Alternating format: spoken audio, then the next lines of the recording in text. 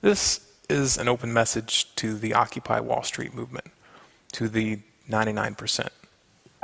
Revolutions are dangerous and unpredictable beasts, and for a population to enter into one without fully understanding what's at stake is a lot like handing a loaded .45 automatic to a toddler. On the other hand, all it takes is a cursory look at the psychopathic criminals which have taken control of the governments of the world to understand why a revolution is inevitable. This is why it's so important that people who are pushing for change take the time and the effort to deeply consider how we got into this mess and what the real solution is. Otherwise, this movement, like so many others which have come before, will be co-opted, twisted, and distorted, and could result in even more power being handed to those who you're trying to fight. Now, you have every reason to be angry. You, your children, and your children's children have been sold into slavery. Literally. If you're lucky enough to have a job in the years to come, you'll end up paying between 25 and 30% of your income in taxes, the majority of which will go directly towards paying interest on debts to privately owned banks. Think about that. 25 to 30%. That means you work between 3 and 4 months each year for the bankers. That's slavery, pure and simple. It's a cleverly disguised form of modern feudalism. And it's not new.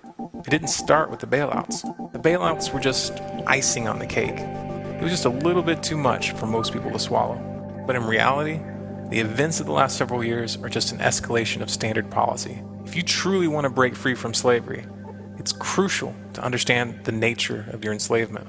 It's crucial that the masses come to realize that all major currencies, the dollar and the euro in particular, are created out of thin air by privately owned banks. Those banks create money backed by nothing.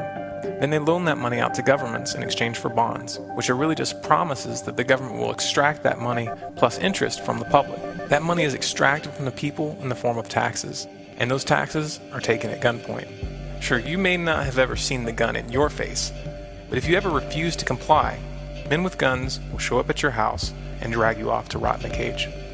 Perhaps some people don't want to look at this reality. It's not a flattering image. You don't want to think of yourself as a slave to the 1%, to the private bankers which hold the reins of power. But positive thinking is not going to change things for the better. People who want to fight for real change must take the time to research the true nature of money.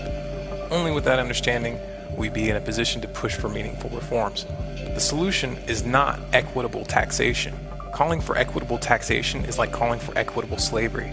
And if you waste your energy trying to establish an equal level of tax slavery for everyone, then you're going to miss the opportunity to end the enslavement itself.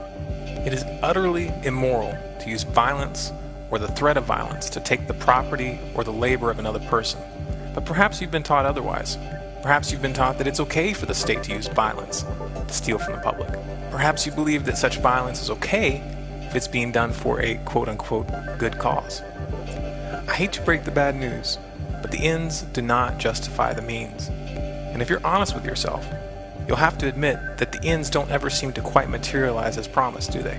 In the end, you're given a few half-assed services and social programs, but the vast majority of your money goes straight into the pockets of the bankers and the war profiteers. And it always will, if you keep turning to government thugs to enforce your good intentions.